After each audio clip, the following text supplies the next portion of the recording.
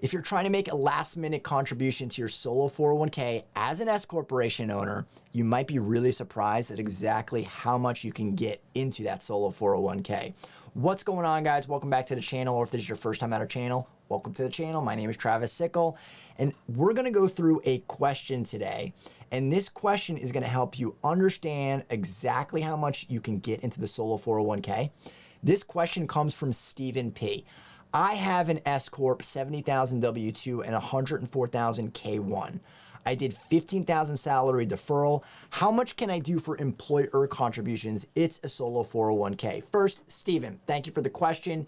If you have questions like this, let me know in the comments down below, because a lot of the videos I do are answering your questions so you can figure out your personal financial life. So let's go ahead and get right to it. So with this solo 401k, you simply take the 70,000 W-2 and multiply it by 25%. That is the maximum employer profit sharing contribution. Now, it does not matter how much that employee contribution is. It could be zero and you can still do an employer profit sharing match up to 25% of your compensation.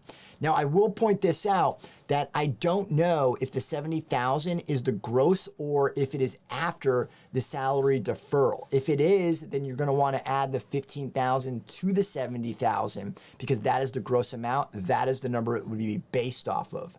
If it is after that, well, then you're not calculating enough. So you need to go back and look at the W-2 and make sure that you're using the right math on it. But it is simply multiplying it by a maximum of 25%. You're not required to do 25%. You could do 24, you can do 1%, you could do 8%, you could do 8.5%. Doesn't matter. It's just up to a maximum of 25%. But you can actually get even more in there. And how can you do this? With a non-deductible contribution. So for 2021, as an employee, that max is $19,500. As a total contribution to the plan, including all types of contributions, it's $58,000.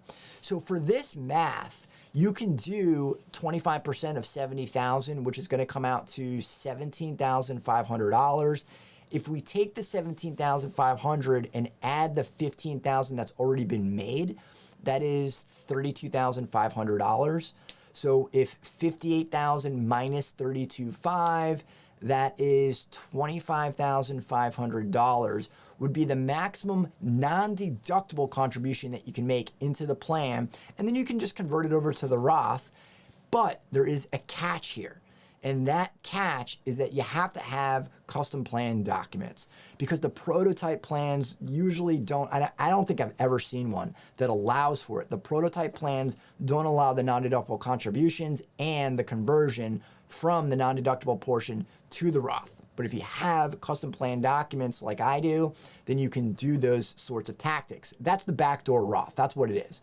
It's the mega Backdoor Roth contribution. If you really want to get fancy with it, the amount that you're going to put in there, you can just fund a ton, $25,500, and then put it over. So you can do up to $58,000 if you're under the age of 50.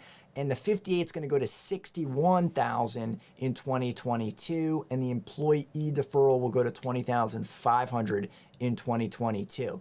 Quick planning tip before we wrap this up, that you want to do the employee contributions throughout the course of the year, because what you're going to get tripped up with when you go to do the contribution, if you're an S corporation after the year's over, is the W-2. You have to file it with your payroll.